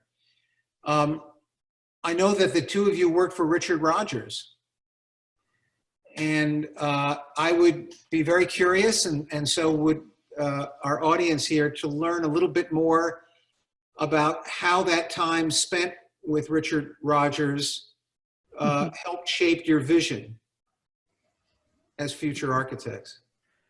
Okay, I worked in Richard Rogers, and I enjoyed working in his office. You know, and also same time, and I was seeing he was also struggling. People think he is an high-tech architect, okay? He didn't like that comment because, as you said, architecture is nothing more than an instrument. And always he was talking about life, not about the details, okay? Just the details are about the tools. You know, in Richard Rogers partnership, I used to make tea in tea time, 3 in the afternoon. And I used to work on the project called Terminal 5, and also, you know, Transfer Terminal project. So we said Takaharu Tezuka Team Table Talk Transfer Terminal, you know, good meeting. That's it, was the T5. And from the window of office, we could see the Thames River, and then boat racing was coming by. We used to spend a lot of time. Now Richard Rogers moved to the center of the city, but that time we used to be on the riverside, much smaller office. And always it was about life. You know, I enjoyed it, and it's about life. And the one day, I need to tell one more thing. You know, when one day, and one of my friends came to my office, and he used to work for Norman Foster. Yeah. His office was so big, and he was complaining. You know, he has been working in Norman Foster office for 2 years. He never had a one word with Mr. Norman Foster. And then Richard Rogers came in that time. He was really wet. He was taking bicycle. What happened is that he was driving too fast. He lost his driver's license. And then eventually he got his license back. And his wife told him, "Oh, you need to shape up. So you take your bicycle." So his wife told him. So he was taking bicycle in rainy day. Right. It was really funny. So it's a Norman Foster taking helicopter. Richard Rogers was taking bicycle in rain. Yeah. And then as soon as he came in, he was saying, "Hello, Taka." And then I told him, this guy has never had time to talk to Norman Foster for 2 years, although he was in his office for 2 years. And then Richard Rogers shook his hand. Right. Hello. And he left that office. He left Norman Foster's office. And I just remember Richard Rogers used to deliver ice cream to everybody in his office. He was so nice. That is exactly what I'm doing in office. We are trying to do what make office to be family. It's not the easy thing to do because people are different. Some people want privacy, but that's the biggest thing we learned in Richard Rogers. So we feel he is a kind of father. Yeah, in Richard Rogers' office, at the weekend, many staff take their kids to the office, and some kids are cutting some trees. So they try to help, children try to help the model. Yeah, so, father, yeah. Helping fathers. It was very good. One more thing, that time, when we were working for Richard Rogers, economy was really bad. Right. So salary wasn't good. So we didn't have money. And then Yui was a student, so we didn't have much money. And we used to have some kind of supper in office when we were working late. And then Yui used to come by the office, and always the partner of office said, come and eat with us. So Yui wasn't working for Richard Rogers at that time, but she was eating supper with us. So it was a kind of feeling. That's the biggest thing we learned, is family. This is really important because many of us who were a little older in our years and we're familiar with the profession, there's kind of two types of architects mentors. One of them is that they try to keep a conscious distance as a kind of master architect from their students or employees. In other words, they use it as a form of authority and control. And it's not to say that they couldn't produce beautiful architecture. They might, but there's something I think wonderfully generous and reassuring to know that even though you're running this firm and you've got these young emerging architects from around the world who are certainly less experienced than you are, and look up to you, that you treat them with respect. There's a kind of communal, collaborative spirit. And I think before we started the official lecture tonight, we were speaking privately. You said something to me which really resonated with me, because you don't see enough of this. And we're discussing this because the new generation of architects should take this very seriously. You said that you actually help those that work in your office when they go out and start their own firm.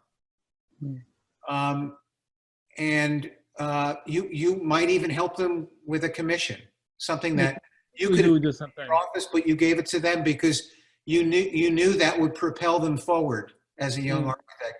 I think that's extraordinary, and it says a lot about who the two of you are. It's very important because people think, it's a good family. People try to help that family. And if you are labor, you don't work seriously, and architecture cannot be done just one person. It's collaboration with many architects and also workers inside. And if you don't work together, you can't get good result. People are not working for money. Right. People are working for their mind.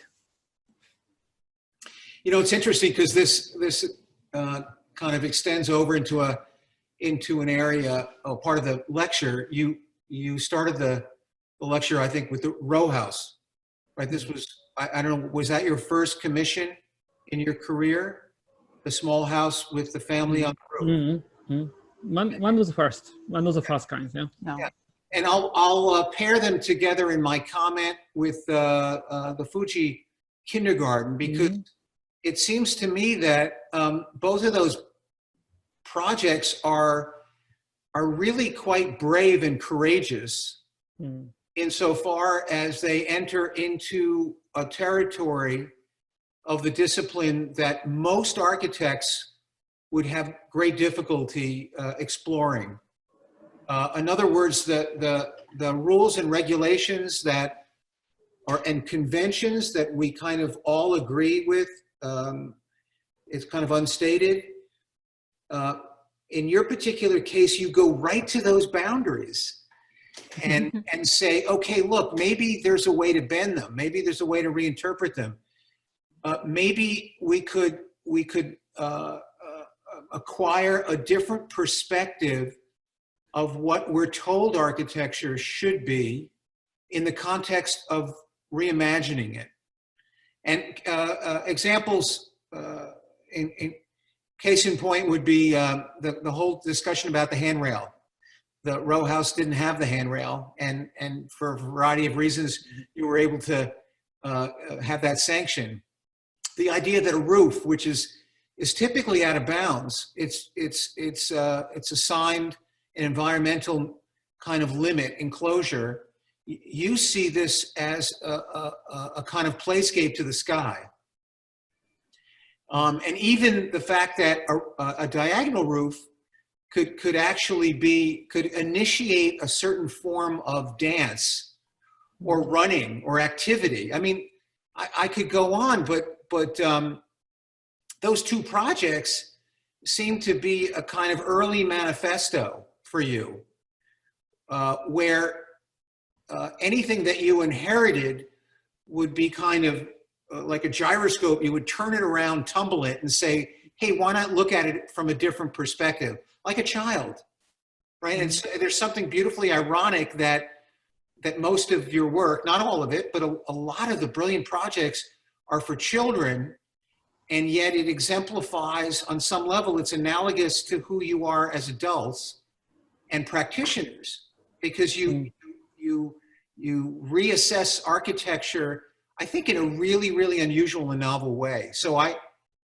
I'm just curious, might you have some additional insights on that commentary? First of all, we never felt we are challenging, because we believe what we believe it is truth. I think I want students to know convention, rules are not exactly truth. There are so many rules made in the past, not only for good reasons, some economic reasons. As you know, city is not exactly good for people. There are people on the street. Some people say, "Oh, we have to accept this is a kind of fact," but we don't accept it. If we think it's wrong, we try to change it as it was supposed to be. People think we are trying to do something we have never seen. Yeah, maybe it's true, but we don't do just what we want to do. Right. We want to do, we want to design things which, as it was supposed to be, was supposed to existed before. Do you understand what it means? Yeah. And when people think, oh, this is how it was supposed to be, then people can have compassion. If you can share the feeling, so you can share your architecture. I want students to know architecture is about sharing. It's not just only your work. When you become an architect, you'll be given huge power. Even we designed highlights. Highlights is $600 million. Okay. But the money is not given for you. It's given for other people. And also same time, you should know it's not the client, users. You know, that's interesting about architecture. When you design artwork, artwork is just for artists. You know, we don't, artist doesn't need to have an audience. I know it's a pure expression, you know, much bigger existence than architecture. And architecture is very peculiar, you know, if you don't have anybody using it, it's dead. It's not doing anything. And because you are sharing, you can change the world, you know, because we designed the Fuji Kindergarten. I'm sure there are so many children, yeah, you know, having different experience, and they will grown up, will be grown up quite different from others. So architecture is, maybe it's more influential than politician, possibly Mr. President, because Mr. President last only 4 years. We have been designing architecture more than 200, and most of the architecture exceed 100 years. And then we can change the world slowly. We architects prevail with the world. That is what we want to say. That's wonderful. That's wonderful. The Fuji kindergarten was a Montessori school.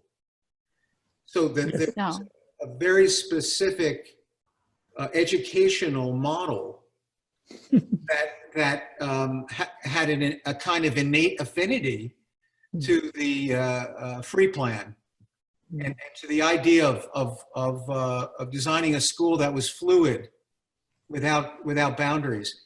You've designed other schools, and they haven't. They're not Montessori schools. So do you find yourself taking the concept of the Fuji kindergarten and kind of recalibrating it, modifying it in the context of the specific program that you've inherited?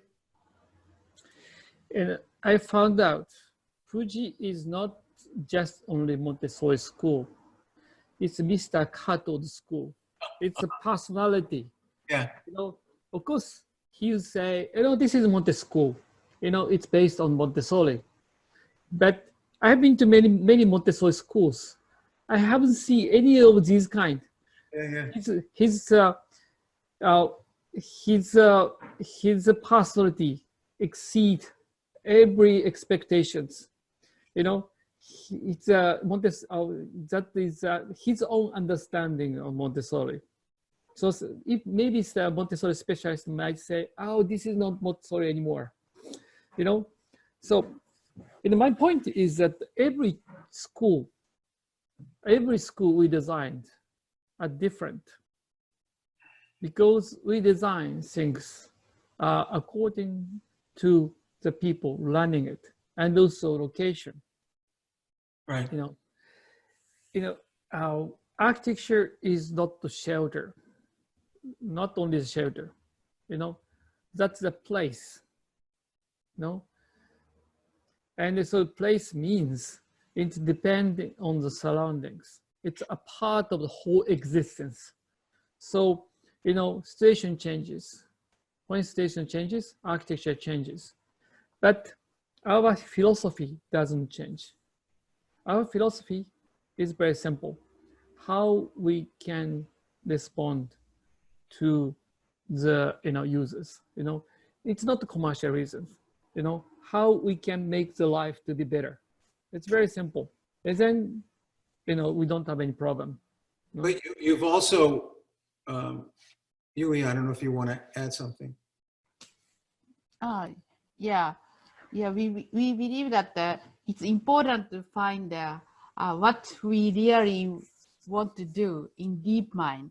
Yeah, so we try to discover something from the client, what they really want to do in the deep mind. Yeah, for their life to be better. Yeah. Yeah, but you've also mentioned the fact that the client can play a significant role. And I imagine you've had some really brilliant clients. In other words, they've been open-minded and enthusiastic about taking risks, and flexible in the context of letting you in this collaboration create something that they couldn't have possibly imagined. Picking your clients is a skill. It's part luck, but I imagine that's an important priority in your practice. Believe me, it's not easy to get that kind of client. Yeah. At the beginning, we had a very, very difficult time. You know, they're difficult clients, but your project, and I'm talking to the students, your project bring good clients, and then people come to you. And when you try to find a project, always you are in trouble. So, you know, client is not the person giving you the money. It's a kind of partner. And finding a partner is not easy, but your behavior will bring good partner, you know, but takes time, Yeah. you know. Even you can start from very, very small project, but eventually it will start. So you may have mentioned this in a very subtle way in the lecture, although it's in your writings. You spoke about the philosophy that children need a small dosage of controlled danger. Yeah. And I thought that was really poignant.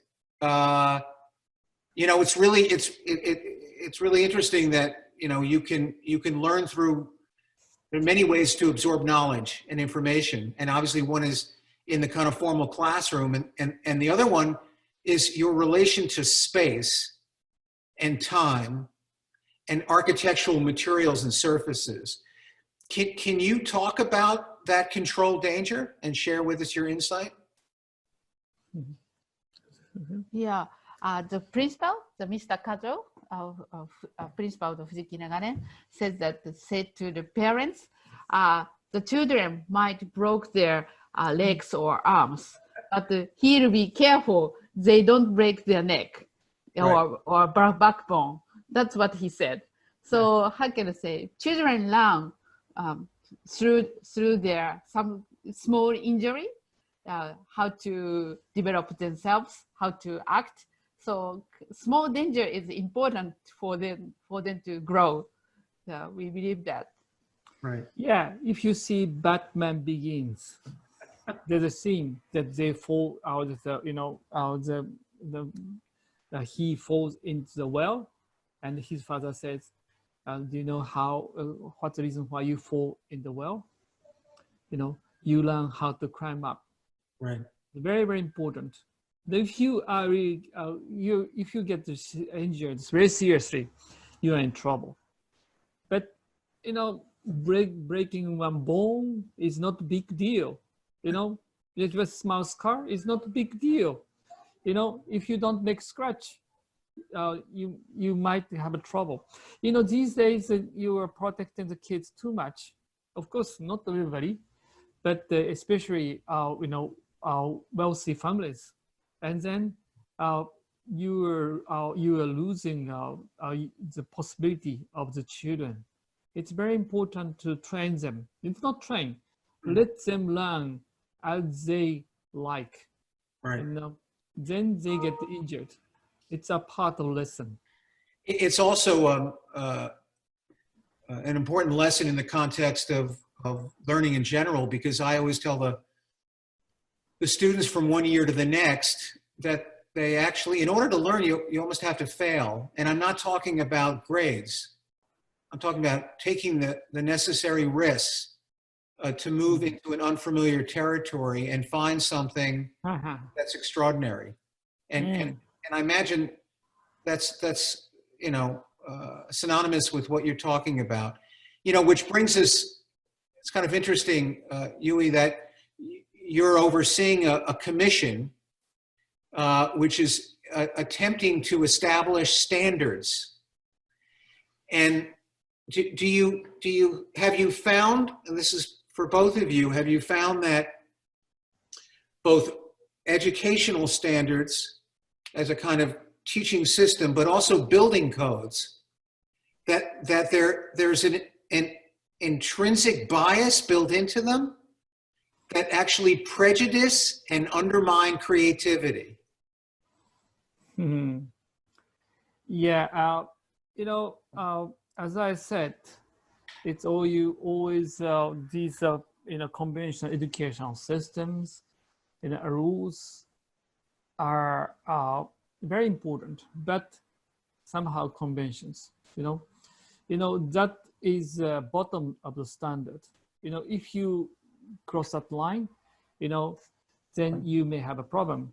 But if you want to do something better than that, sometimes it becomes some kind of obstacle, the barrier, okay? And okay, so, maybe you were talking about some difficulties for students too.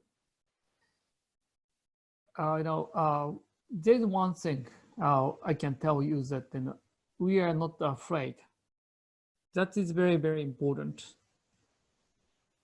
If you fail, still you're alive. I think just living is a gift. Every moment of your life is a gift. Sometimes people get depressed. Even students get suicide. I think it's really, it's a really sad thing. Always people fail, okay? But always I tell my students, there is nothing waste in life. Even you bump into a car, it's a kind of lesson. You may lose your finger, your eye, possibly. I'm sorry, but if you are still alive, Right. it's a gift. And if because you are alive, you are contributing to society. That is how you think about. The life is very long, okay?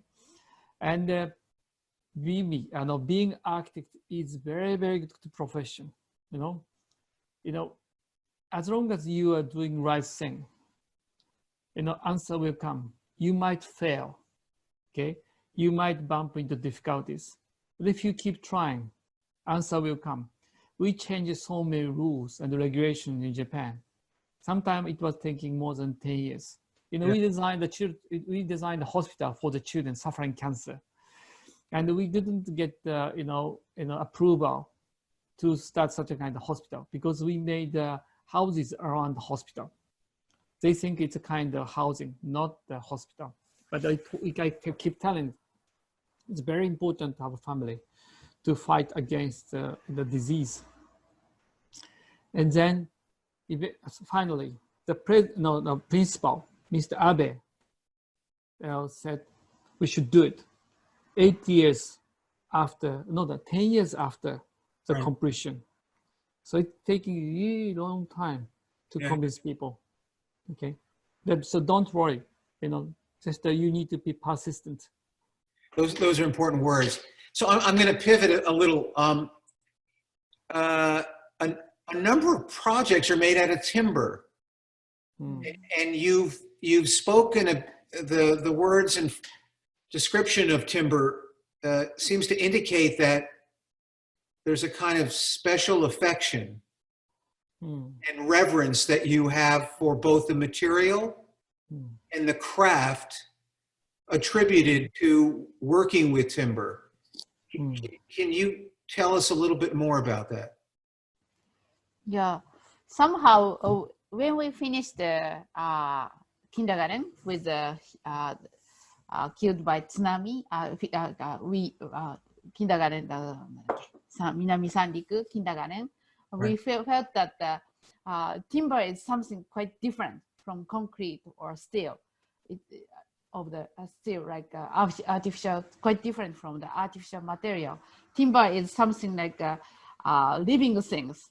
We can feel the sunlight or the kind of gift of the nature through the timber. We felt that timber is quite different material. So after that, maybe for human being, it's quite natural to make the environment with timber. So it may be written in the in brain. So we believe that timber would be this something different from the normal material. Yeah. I need to add two more issues. Now, first of all, about continuity of design. When you are designing architecture with steel and concrete, that is what we do. Always we feel we are buying things from market because we can't make all the parts, by ourselves, with carpenters. But the good thing about timber is that the handrail and the floors, doors, all the detail can be made by carpenters. So from structure to the details, you can see people working on the project. Right. And then found out many carpenters, the workers who worked on the project, come back with their family. They want to show their work. So the people worked in the project become a part of family. It's become a part of the user. It's very interesting. And secondly, the lifespan. No concrete architecture, still the reinforced concrete architecture exceeded 1,000 years lifespan. And we know that the good timber architecture exceed 1,000 years. So the lifespan, and as it gets older, it gets better. That is interesting thing. It's interesting. When I was a young architect at Cooper Union, the dean of the school, John Haydick, showed a documentary that was produced by the Museum of Modern Art on the Ise Shrine. And to this day, it resonates with me because I could never imagine that one would make a building and then take the building apart. And you obviously know more about this than I do, but I was under the impression that every 70, 75 years. No, 20 years, every 20 years. 20, okay. The shrine is taken apart and they mine the timber from the adjacent forest and rebuild an identical replica of the shrine. And yeah. I think it speaks to what you were talking about, which is that the making of the building, the actual duration and the effort and the labor and the history of craft is actually recorded in the surfaces of the timber of your buildings. It's not covered over with plaster or sheetrock. It's not in a poche space. It's actually there as a kind of public text. And I think that's pretty interesting. It's maybe I need to tell you about the Japanese carpenter history. There's a company exceeding 1,400 years old. It's Kongo Gumi. The construction company is run by same family, 1,400 years. Wow. They have been doing maintenance 1,400 years. And I don't think not so many countries are exceeding 1,400 years in the United States. No. Right? That's amazing. And the Ise Shrine is old, but at the same time new. And it's not the material. It's life supporting the project. Right. And Ise Shrine is not just a building. It's a part of forest. Right. And the forest has been kept to build the shrine every 20 years. And every tree used for train out to the building, to be used for the building, has to be exceed minimum 200 years, mostly 400 years. Wow. So to build next temple, new temple, you have to plant the tree 400 years ago. So the timbers used for the latest temple has been built, planted about 1600, I think, before Harvard University. Okay, that is the time span we are talking about. And then same construction company and the workers. So as I said, architecture is not just a thing. No, it's a life. You know, the people surrounding it. It's a part of society. That's the most important thing. That's a timber structure. Yeah, and you know, one of the things that stood out in that film, obviously it was narrated. It may have been narrated in Japanese with the English subtitles, was the sound of the joints coming together. And apparently, again, this is something you're obviously quite familiar with, the moisture inside the wood had to be just right to be able to allow the geometric shapes to fit into the male-female. Maybe that is American understanding. we don't talk about such a kind of very delicate things in Japan so much. But you spoke in a number of projects about your interest in sound and acoustics. Yes, it's very important. Yeah. And also, I believe some of the projects have no metal hardware in the, or very little metal hardware is being used. You primarily make your connections with wood only. Yeah, it's not just moral sense. You know, it's about you know, practicality, because timber shrinks, and if you are joining timber and the timber shrink both same time. Right. But if you use metal stays, and the timber shrinks, and they become sometimes loose when it breaks. Right, right. But I'm not against using metal, because even in 1,000 years old temple is using nails, some steels. You know, we have a very long history of steel too. But you know, solving all the problems still is too easy, and making lifespan of architecture shorter. You know, that is what I'm talking about. So while we're on the subject of steel, the Science Museum, you use Corten steel, and beautiful project. I mean, I have a number of questions.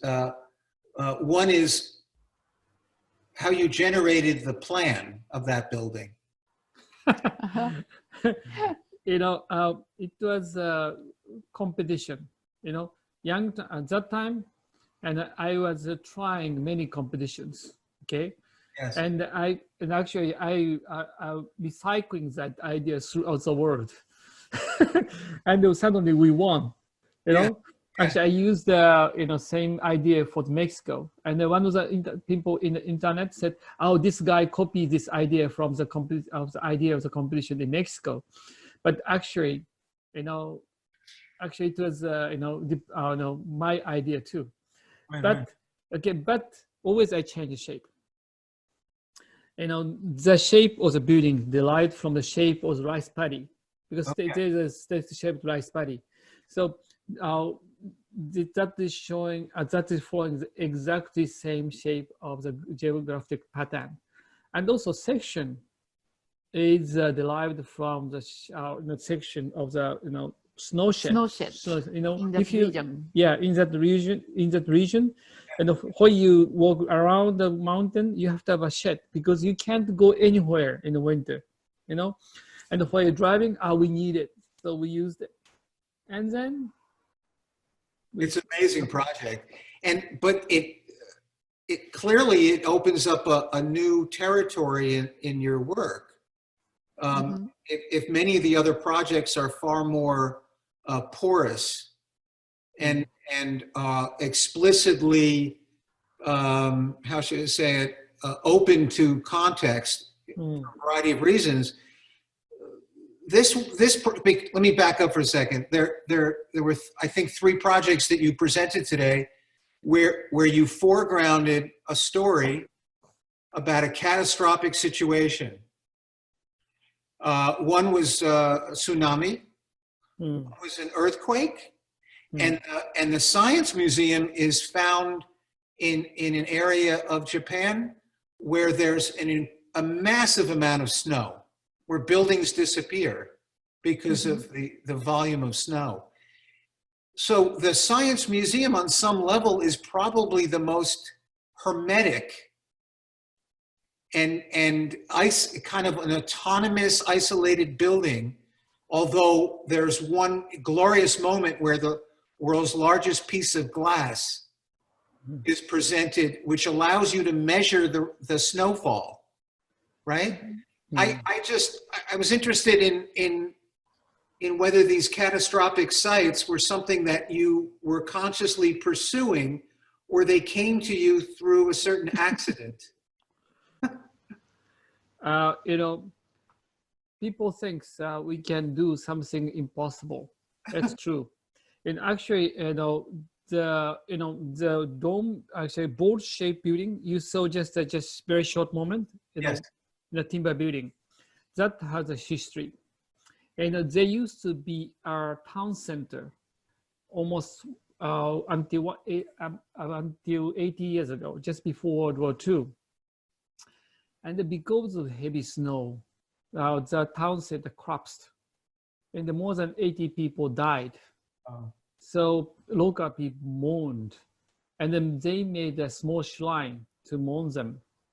And then eventually they said, okay, time came. And so they built a new town center, okay? And huge earthquake came. And then people died again. And nobody wanted to touch that part of the town. Right. So it became ruined for a long time. And then mayor found out, oh, there's some kind of cheerful red and blue couple. They might do something. That is how it started. So now just we said, okay, earthquake, snow, messing is a problem for us. We can do whatever. As I said, we are not afraid of anything, because we think everything is possible in architecture. And that is, it's really depends on how much you prepare for it. If we are told to span 100 meters, 300 meters, 1 kilometer, it is possible. So there's a message for students, don't be impossible.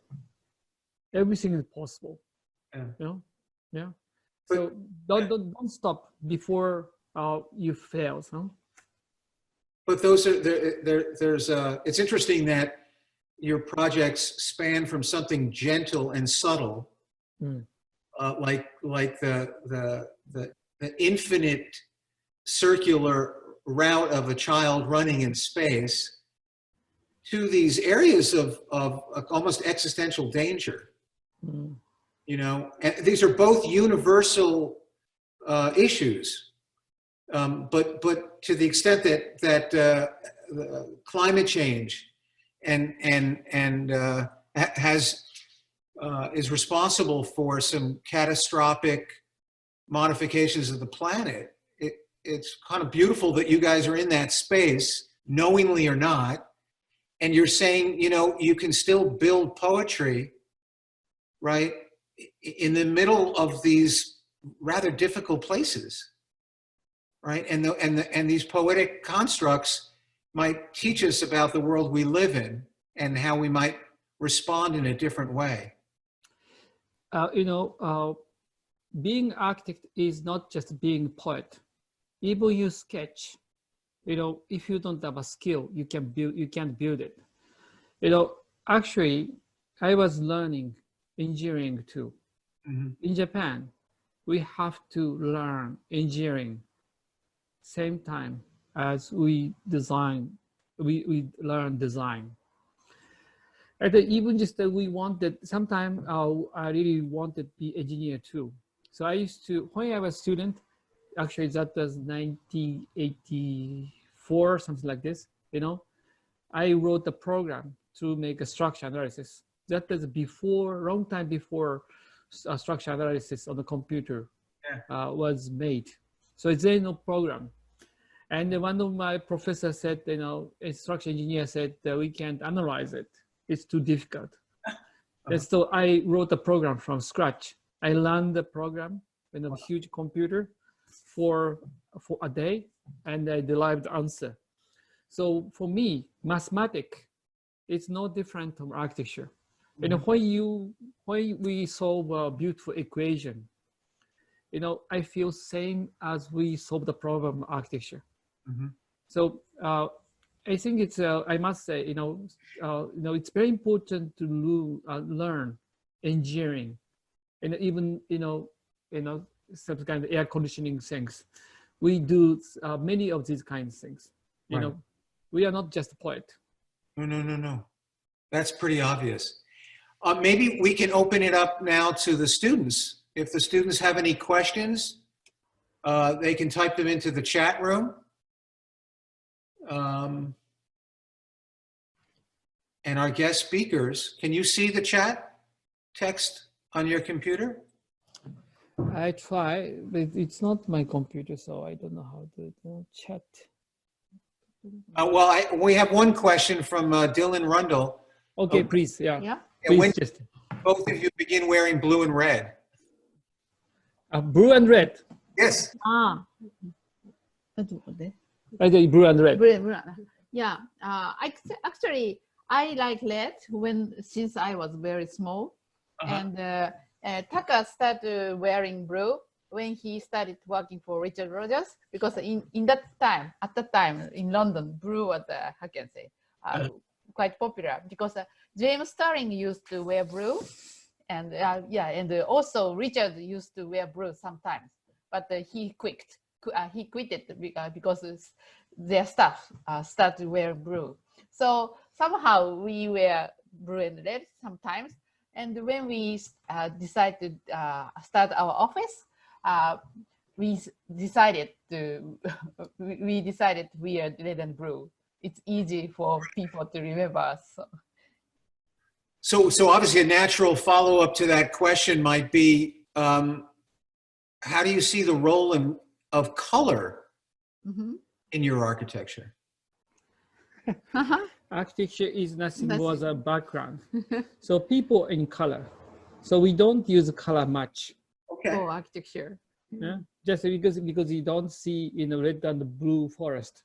That's quite simple. Good answer. Here's a question for you. What's in the future for the two of you? Is there a project you would love to do that you haven't had a chance yet? Okay, I can. First of all, it's very difficult to choose a project because people don't come to us, just to do what we want to do. So problem is that we have been designing a kindergarten, so we have been getting many commission for the kindergarten. We want to graduate the kindergarten. Now just we are getting elementary school project, but we want to go up more, but it's not the issue. At the end, maybe I want design airport. That is what I say. When I was working for Richard Rogers Partnership, I used to design airport project. I worked on Terminal 5 and as a competition transfer terminal project. I realized airport is a big starting point of the journey. Not at this moment, but until last year, it used to be the beginning of journey. I really want to do that in the future. Yeah, but we design everything, even the doghouse. Yeah. We design everything. So we like to meet the people, through designing architecture. Yeah. But the one thing, I need to tell a message to students, if you keep saying, I want to design something, the project will come to you. I used to say, I want to design highlights. I used to say that. Now we design the highlights. We are just last week, we are having a drink on top of the highlights we designed. So now we are saying we want to design airport. So I hope airport project will come in. The man of the audience will bring, I hope man of the audience will bring us. So you're saying that the mind is a very powerful yes, I think so. system. You can create your destiny. Yeah, I don't be some kind of destiny. Actually, now the future is the one you can grab, you can bring, by yourself. If you're trying, if you keep trying, something will come out. That's true.